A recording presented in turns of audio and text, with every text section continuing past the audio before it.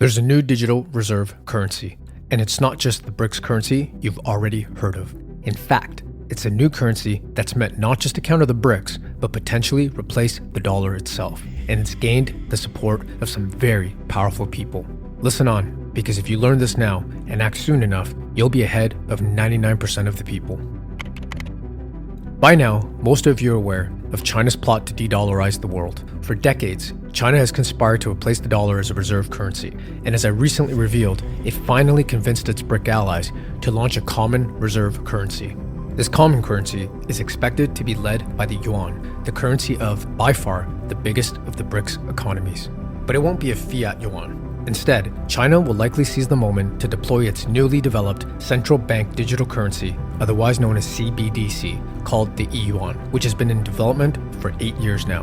Not only has this e-yuan been successfully rolled out domestically, but since last November, it has settled over $20 million in cross-border transactions using China's SWIFT-like clearing system. Such a monetary system is extremely beneficial for China's allies.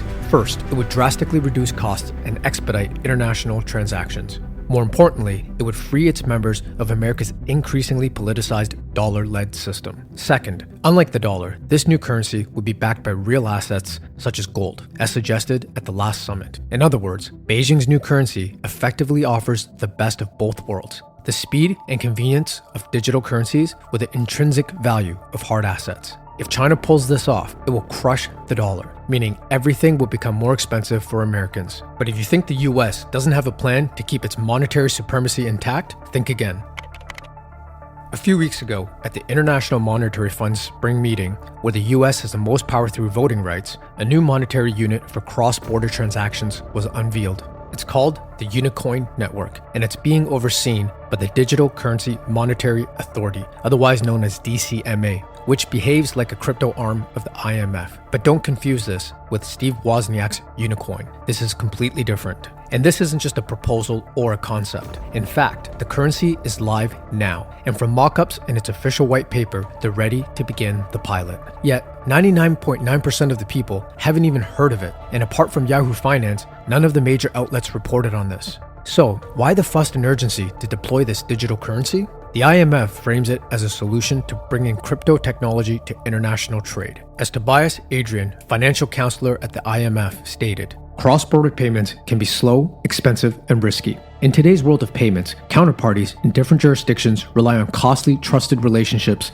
to offset the lack of common settlement asset together with common rules and governance. But imagine if a multilateral platform existed that could improve cross-border payment. But having gone through Unicoin's documentation, which has recently been removed, it would appear that Unicoin ultimately has little to do with facilitating international payments. In reality, its purpose appears to give those with voting power maximum political control in the post-fiat world. Here's how.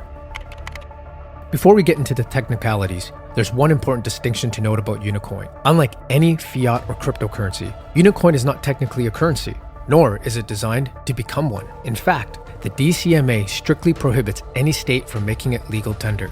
Instead, Unicoin is what they call a Universal Monetary Unit, UMU. It's a unit of exchange intended to settle transactions in different currencies, then stored or exchanged back. Here's an excerpt from the white paper. Although UMU is technically engineered and governed like an international CBDC, it is considered a money commodity in international law.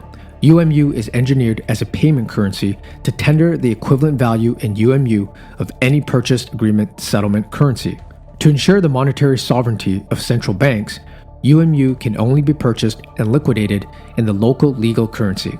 However, once purchased, UMU can be tendered domestically and internationally to pay the equivalent value in UMU of a settlement currency invoice amount. Think of it as the dollar in the fiat banking system. Although there are 180 currencies in the world, 96% of trade is settled in the dollar and then converted back to local currencies. The dollar is a vehicle of trade in the fiat world. Meanwhile, central banks hold 60% of the reserves in the dollar.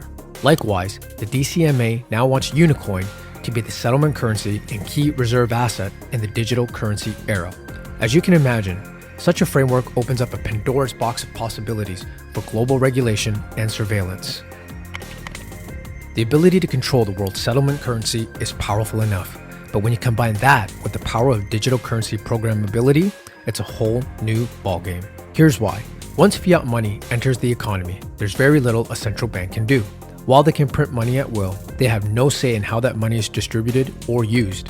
A CBDC turns this banking model upside down.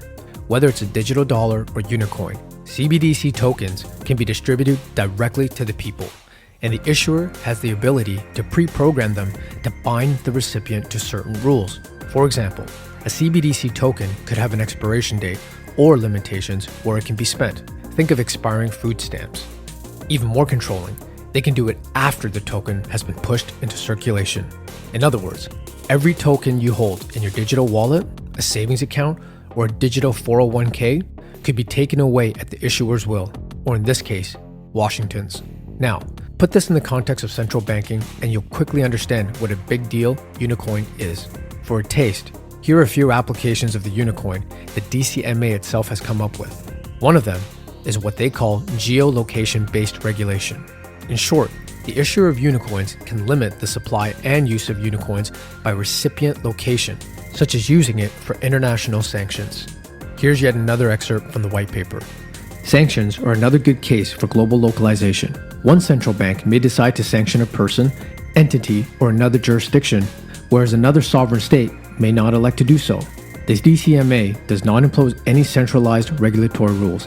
Each central bank and/or commercial bank on the Unicoin network is responsible for configuring its regulatory compliance rules.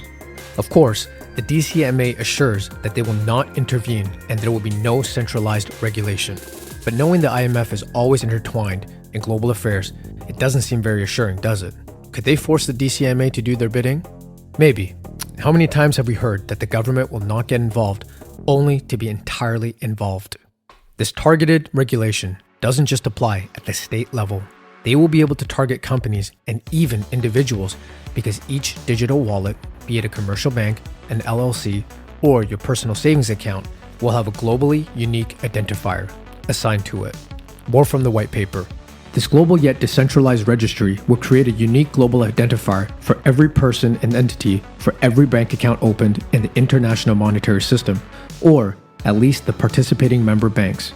So, if a banking customer in the United States has the same or statistically similar KYC information as a banking customer in the Cayman Islands, the global KYC registry would generate the same globally unique identifier for each customer.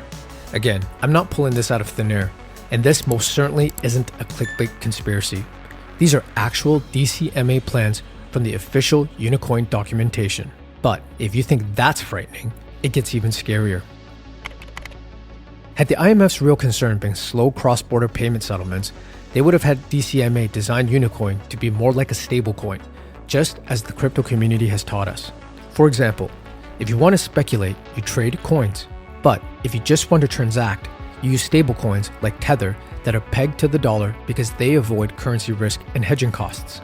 But clearly, the IMF's motives go beyond trade settlement. More importantly, the IMF and the West can't lose control of the global monetary system, which is precisely why the IMF could, through the DCMA, manipulate Unicoin's value just as the Fed controls the dollar. I'm not kidding. The DCMA has literally granted itself a mandate to conduct open market operations on the Unicoin network. Again, more from the white paper. The use of open market operations will assist in minimizing price volatility over time and should prevent Unicoin from being traded in the same pattern as a broad cryptocurrency market. Unicoin open market operations will utilize a collaborating network of open market traders to buy and sell Unicoin to stabilize any aggressive volatility that may arise in the open market. Unicoin open market operations will also be a strategic tool for achieving short-term and longer-term monetary policy targets and goals. And as if that weren't concerning enough, the DCMA plans to use AI to guide their policy decisions, even though there's ample evidence that the technology is politically biased. More from their white paper. The Unicoin open market operations will deploy artificial intelligence and machine learning trading bots to assist in achieving Unicoin monetary policy goals. Imagine what they can do given that they're seeking to tokenize everything right down to people's deposits. Here's more from the white paper. The Unicoin network has implemented a globally decentralized tokenized deposit mechanism where any bank can mint Unicoin based on deposit or purchase transactions. The funds remain on the bank's balance sheet and are not required to be outflowed to another bank or foreign economy like USDT or USDC. For example, they could force a certain demographic to empty their savings and splurge to stimulate the economy. Or they could impose quotas on some of their spendings for whatever reason. And here's the key. They could do that across borders. Imagine that, a one currency system ironically called Unicoin, otherwise known as OneCoin.